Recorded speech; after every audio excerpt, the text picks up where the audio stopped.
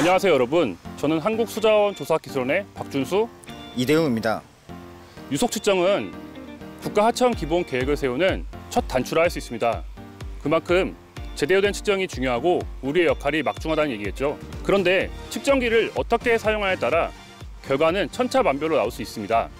그래서 지금부터 저와 함께 휴대용 ADV, 플로어 트래커 제품을 이용한 정확한 사용법을 알아보도록 하겠습니다.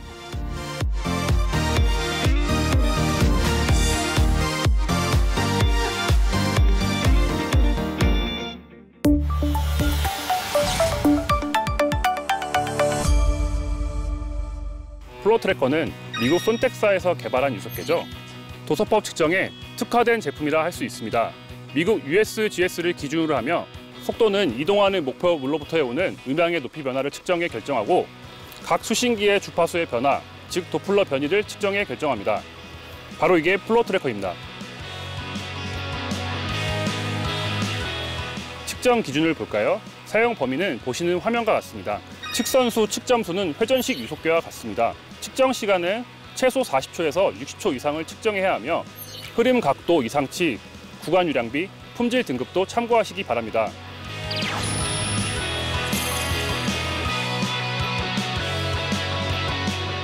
자, 그럼 현장으로 떠나볼까요?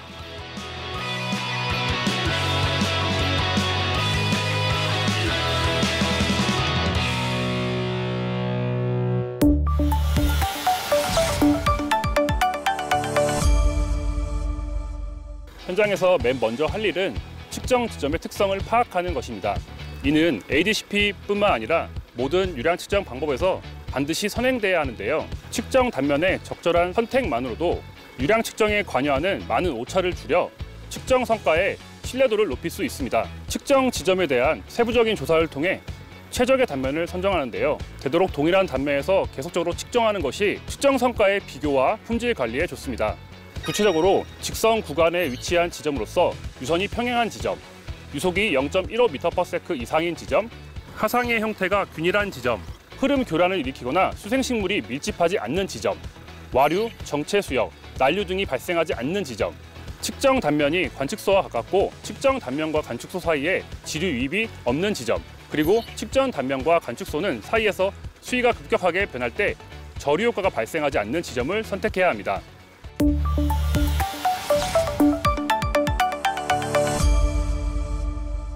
그럼 먼저 안전을 위해 측정에 적합한 복장으로 갈아입겠습니다.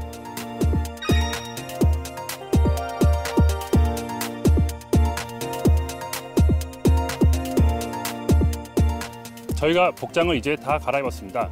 다 입었으면 혹시 미비한 곳은 없는지 다시 한번 복장을 점검해 주시기 바랍니다.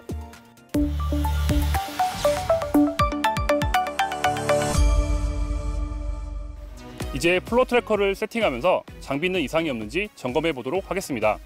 먼저 송신기와 온도 센서가 훼손되지 않았는지 프로브를 확인하고 프로브 케이블도 벗겨진 부분이 없는지 점검합니다.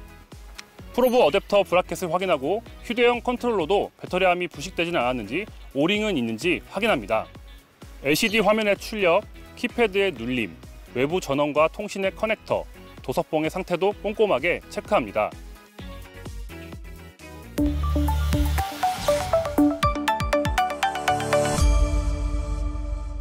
이어서 조립을 해보겠습니다.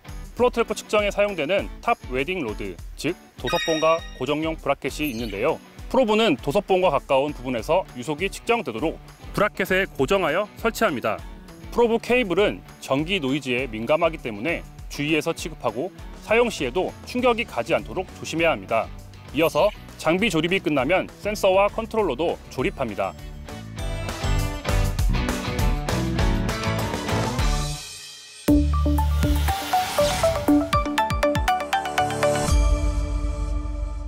자, 이제부터가 중요한데요.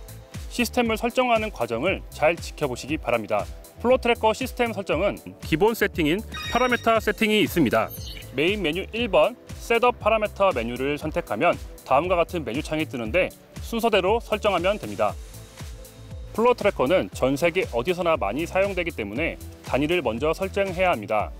우리나라식 미터와 미국식 피트는 차이가 많겠죠?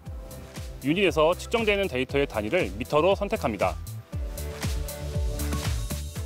다음은 에버리지 타임, 즉 측정 시간을 설정하는데요.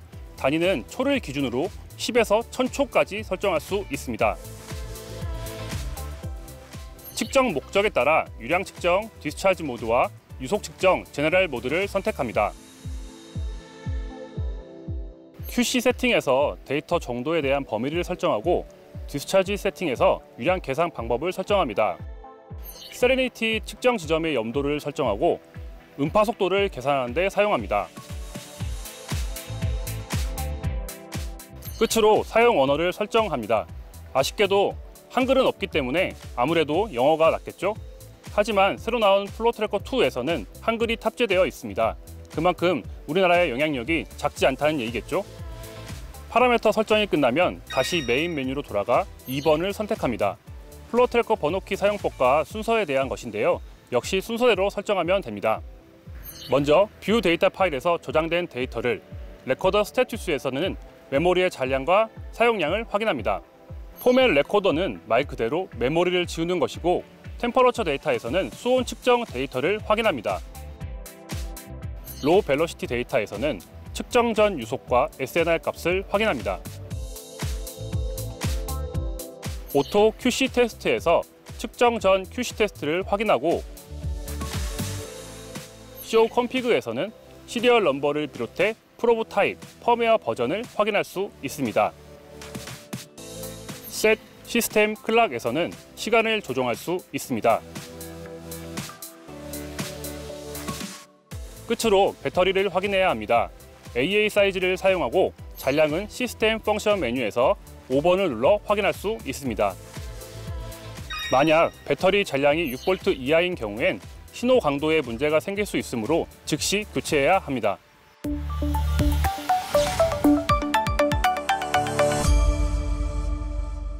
이어서 디스차지 모드에 대해 알아볼까요? 우선 디스차지 모드로 측정 시작에 필요한 정보를 입력합니다. 먼저 메인 메뉴에서 스타트 데이터 런을 실행합니다. 그런 다음 네임을 선택한 뒤 파일명을 입력하고 Accept Name을 선택합니다. 다음으로 스타트를 선택합니다. 여기서 사이트는 지점명, 오퍼레이터는 측정자를 말합니다. QC 테스트는 플로 트래커를 측정하기 전 플로 트래커의 빔이 정상적으로 작동하는지 확인하는 과정입니다. 1번을 누르면 테스트를 시작하고 2번을 누르면 테스트를 생략하게 됩니다. 이렇게 1번을 누르면 20개의 핑에 대한 QC 테스트를 실시합니다. QC 테스트를 통과할 경우 결과가 이상 없다는 메시지가 출력됩니다. 만약 테스트를 통과하지 못하면 다시 시도해야 합니다. 테스트가 끝나면 시작점의 정보를 입력해 측정 시작점을 확인합니다. Set Location 키로 시작 측선의 위치를, Set Depth 키로 시작 측선의 수심을 입력합니다. Correct Factor 키로 필요한 팩터 값을 입력하고 Left 엣지, Right 엣지 키로 시작 측선을 설정한 뒤 Next Station으로 키를 시작합니다. 마지막으로 플로 트래커 시스템 테스트와 함께 첫 측선을 입력합니다.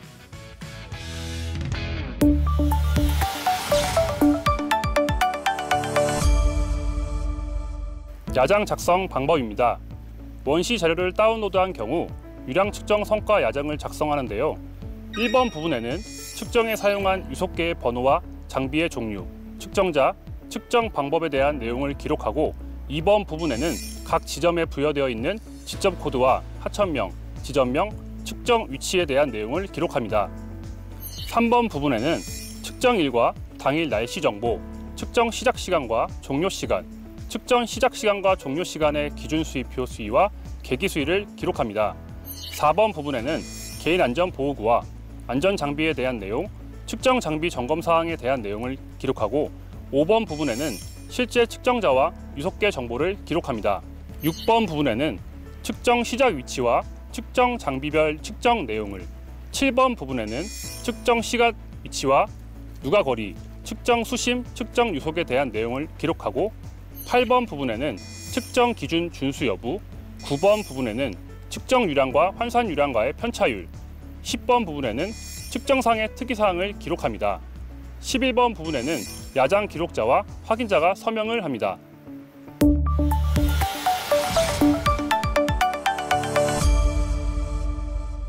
시스템 설정까지 마치고 이제 곧 측정을 해볼 텐데요. 그 전에 몇 가지 확인해야 할 사항이 있습니다. 먼저 태그라인을 설치해야 합니다. 태그라인은 양안 경계의 식생과 같이 측정에 방해되는 요소들을 미리 제거한 뒤 하천 흐름 방향의 수직이 되도록 설치해야 합니다. 다음으로 시작 수위와 종료 수위를 확인하는데 측정 시작과 종료 시 수위를 관측해 야장에 기록합니다. 그런 다음 수평계를 이용해 센서가 흐름 방향에 정위치하도록 설정합니다. 자, 드디어 모든 준비를 마치고 현장 측정을 시작해 보겠습니다. 이렇게 장비를 측선에 설치한 뒤 매저키를 눌러 측정을 시작합니다.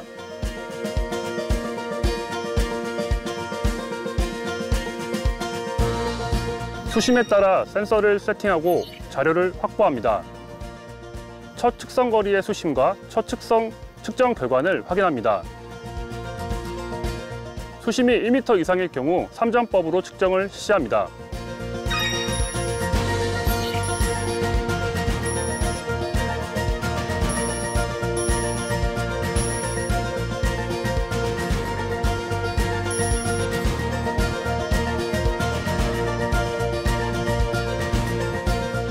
만약 측정에 오류가 있을 경우 다시 측정합니다.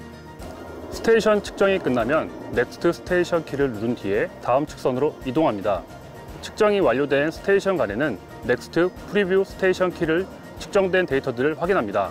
측정이 완료되면 엔드 섹션을 선택하고 메시지 확인 후 엔드 섹션을 한 번 더 선택하면 문제가 발생했던 측선이 표시되는데 이상 측선을 확인해 엔터를 입력하면 한계값을 초과한 측선에 대한 정보가 나옵니다. 측정치에 대한 QC 관리 메뉴를 확인해 엔터를 입력하고 종료 위치를 확인한 뒤 칼큘레이션 디스차지를 선택합니다. 칼큘레이션 디스차지 키를 이용하면 측정된 스테이션 총 유량을 확인할 수 있습니다. 측정을 모두 마치고 나면 디스차지 모드 유량 계산을 완료하고 결과를 확인합니다. 현장 백업 후 마무리하고 장비는 다음에 다시 쓸 수 있도록 잘 정리해서 보관합니다. 보관 방법에 대해서 알아보겠습니다. 프로브와 온도 센서에 묻은 물기와 이물질을 제거하고 배터리함의 배터리를 분리합니다. 특히 전원과 통신 연결부는 민감하기 때문에 전기 접점 세정제를 사용해 닦아야 합니다. 정비를 마치고 나면 그늘진 곳에서 건조시켜 보관합니다.